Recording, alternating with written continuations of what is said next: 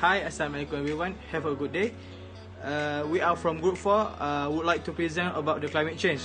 Oh yeah, before we proceed to the session, let me show the video to introduce our group member. So yeah, let's go.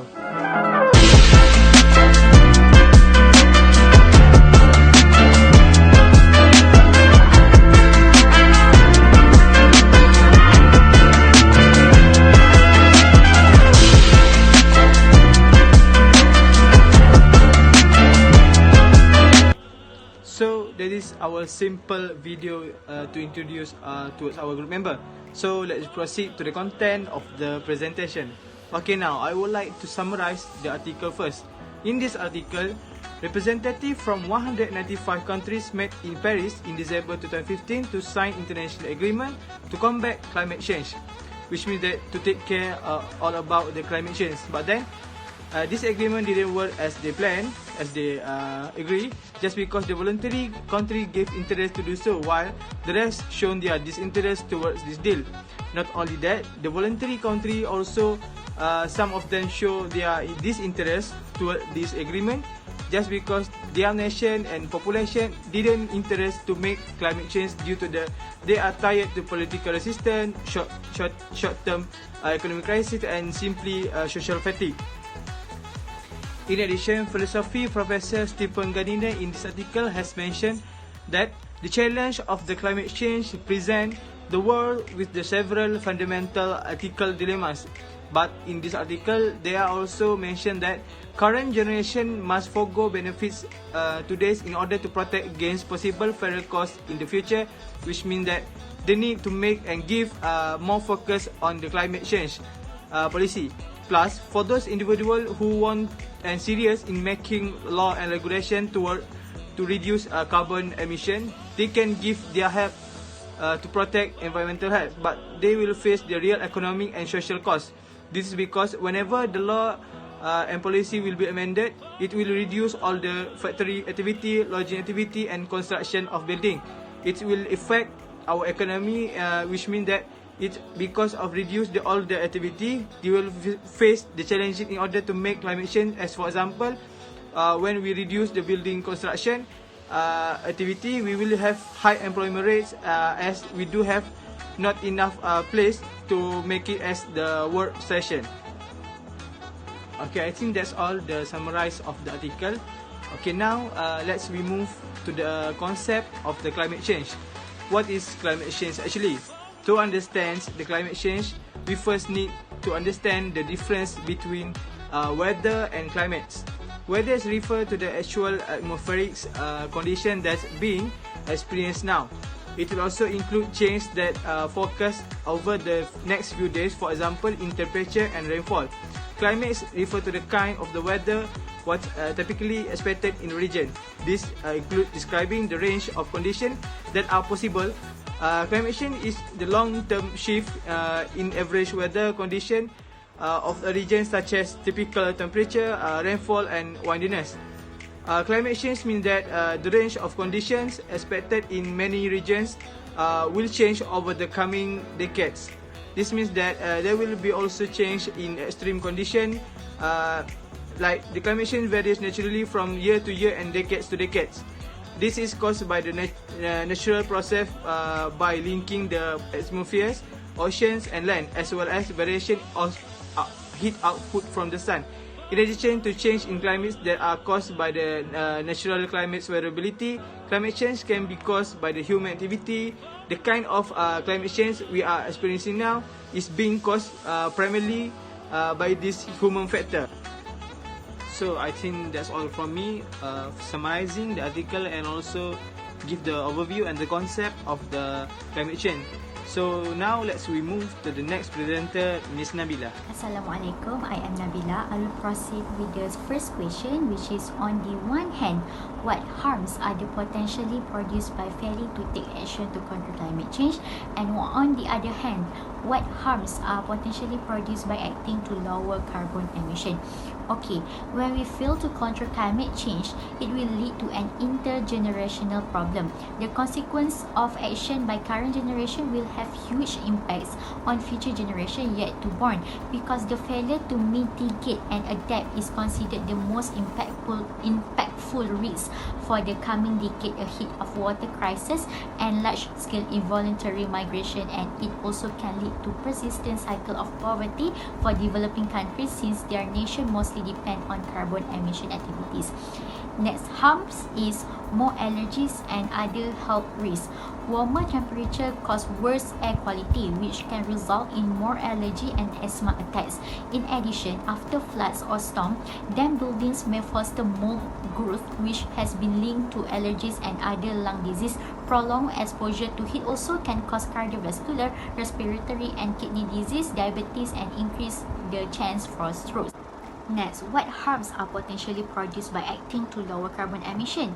Carbon dioxide gas can be toxic and very harmful to humans. It causes the global warming effects that has bad effects on the earth. However, carbon dioxide is important in balancing Earth's temperature. Without greenhouse gases, Earth will be frozen, which less than negative 18 degrees Celsius. Thus, it will give harms toward the living in the Earth, because when the temperature drops, humans cannot do their daily routine and high chances to have hypothermia, which can be very dangerous to the people and can cause sudden death. Secondly, experiencing economic downturn. This is because the world economy mostly depends on fossil fuel.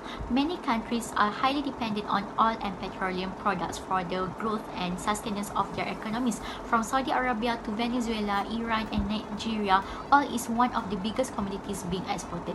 So the oil producing nation will do what they can to ensure that fossil fuel energy sources remain the most used. This country economy is depend on it. If by lowering the carbon dioxide, it may affect their economic growth and many people will lose their job. Next is question 2. To what extent do humans have a moral responsibility to future generations that are yet to be born? Explain your reasoning.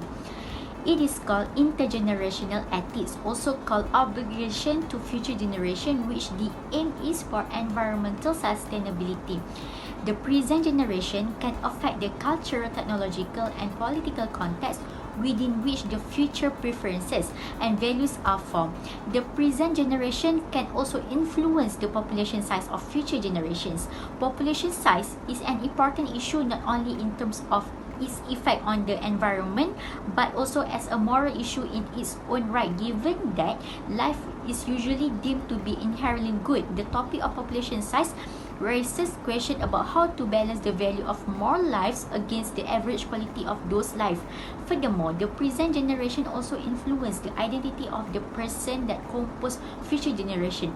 Other than that, mankind obligation towards future generation also involve in their fundamental needs for breathable air, for safe food and water, and for a livable climate, and etc.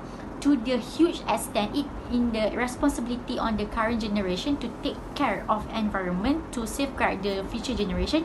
The reason for safeguarding our nature is our destruction of the environment and climate will eventually have serious impact on the quality of life in the future generation.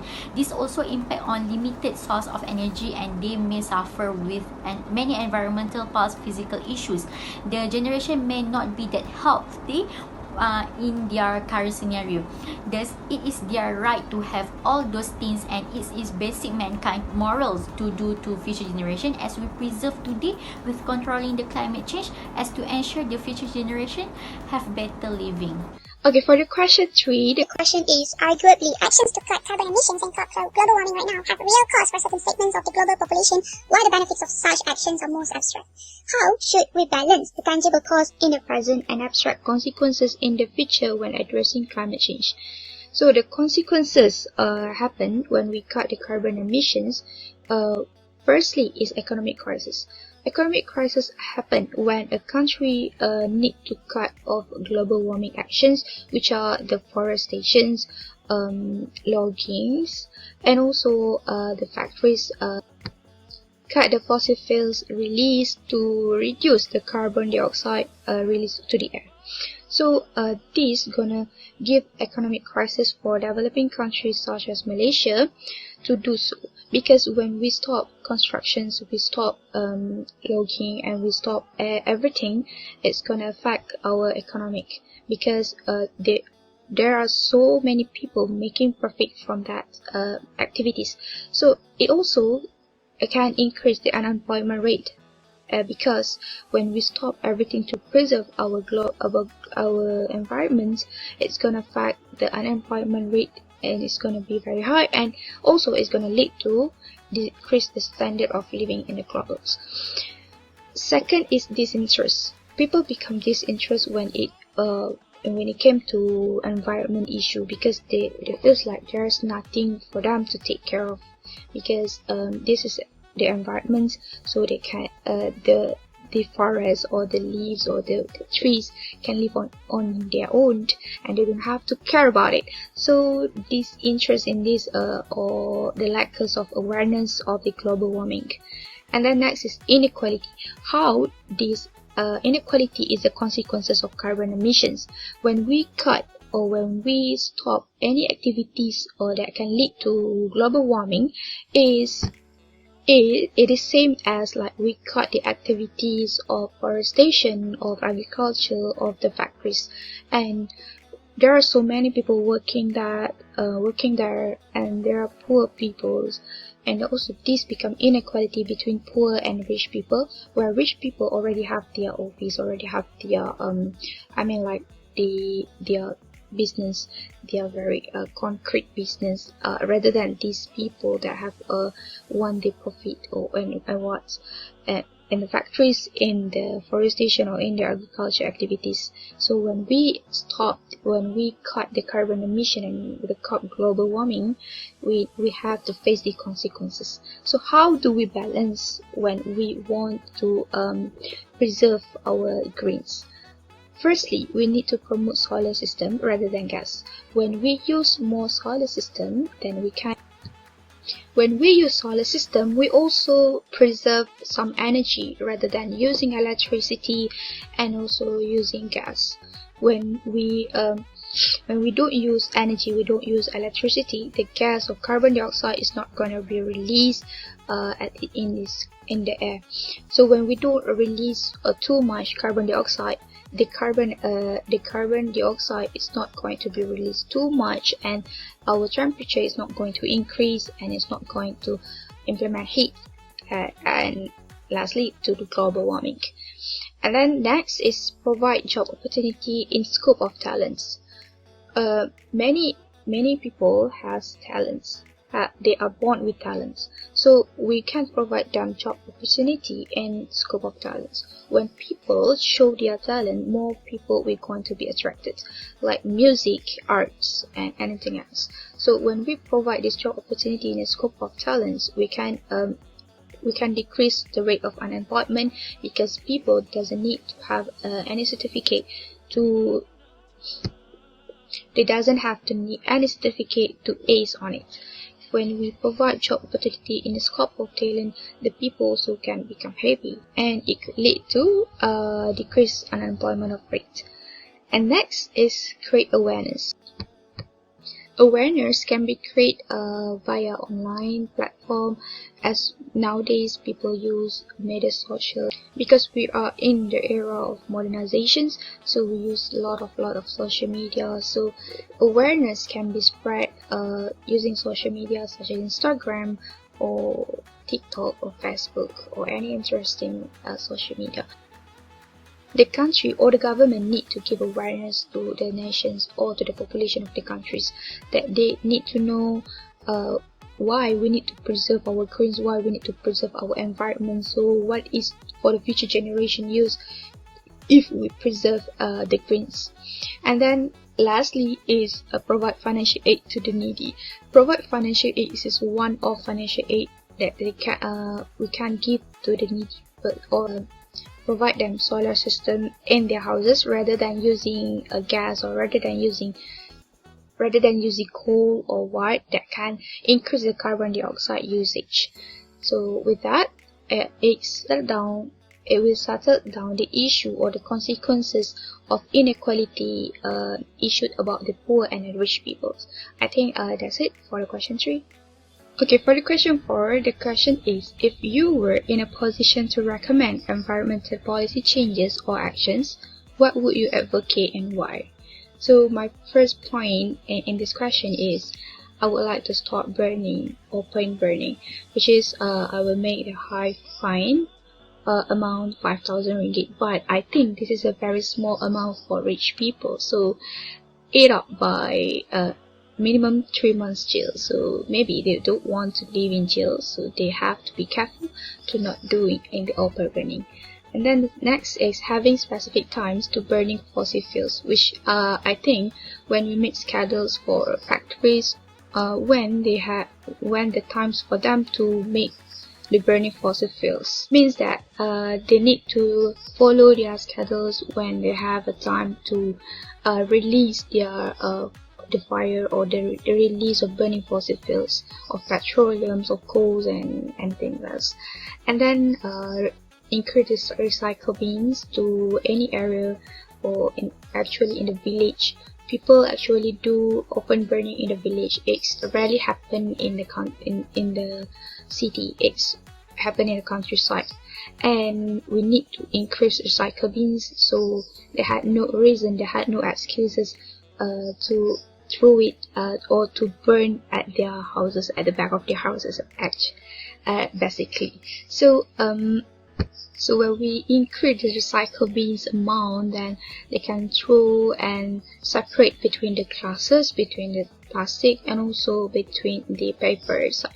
So we can reuse the recycles and make the waste not burning, be open burning or like throw into the river, and to avoid happen of air pollutions also.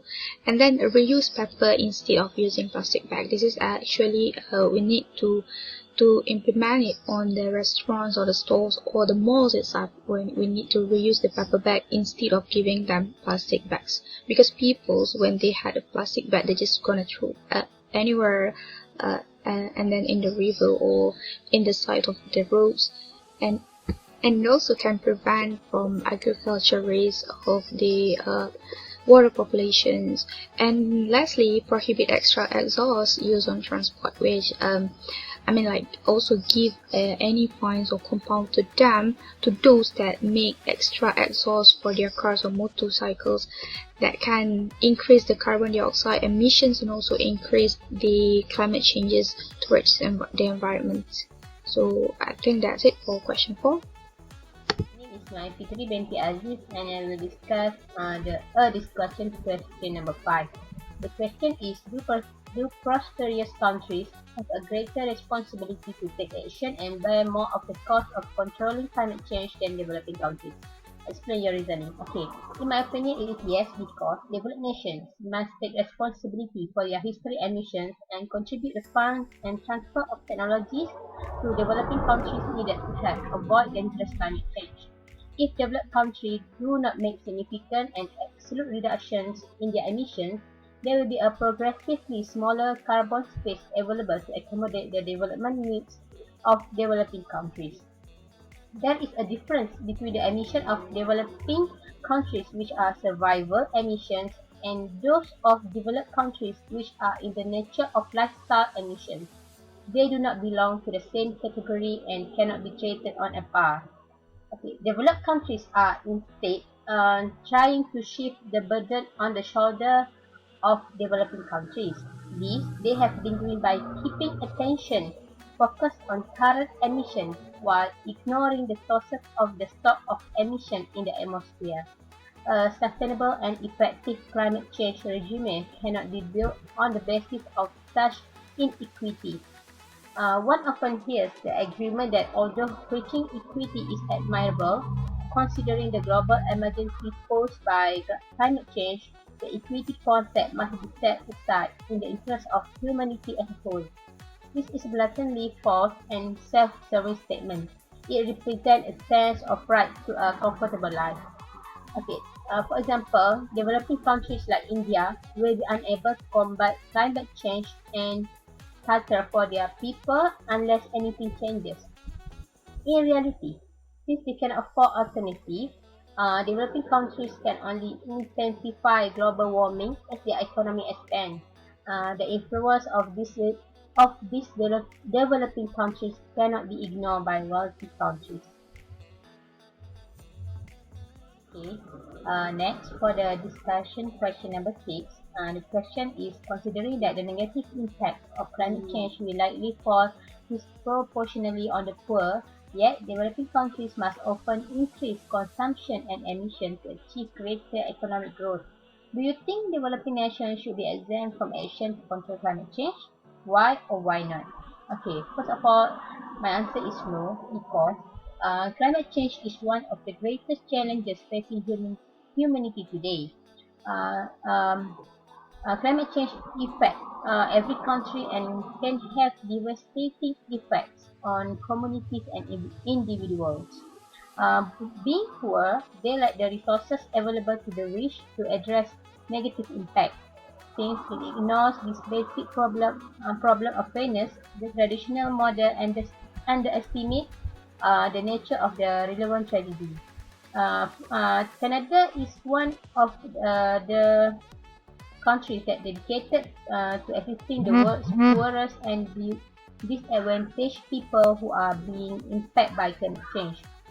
Canada works with a variety of bilateral and multilateral partners, including developed world governments, non-governmental organizations, multilateral organizations, and climate funds and financial instruments, including the Green Climate Fund and the Global Environment Facility. At a range of multilateral development banks, Canada has also developed funds and aim at mobilizing private sector investment for climate change. So, therefore, it is not necessary for the poor countries to be exempt from action to control climate change, because there is a lot of countries that are willing to help them in terms of financial funds to control the climate change. Therefore, it's the answer for my for the question. Next for the next discussion. Thank you. Hello everyone, my name is Nur Sahira Alyani binti Hamzah, and I will answer for question 7. As we all know, the climate change approved in Paris is based on the voluntary goals and pledges by the participating countries. My answer is it is ethically permissible to impose carbon emissions goals on countries and individuals, plus enforce them with penalties. This is because carbon emissions can affect our environment if the amount of carbon emission still not be limited by certain goals.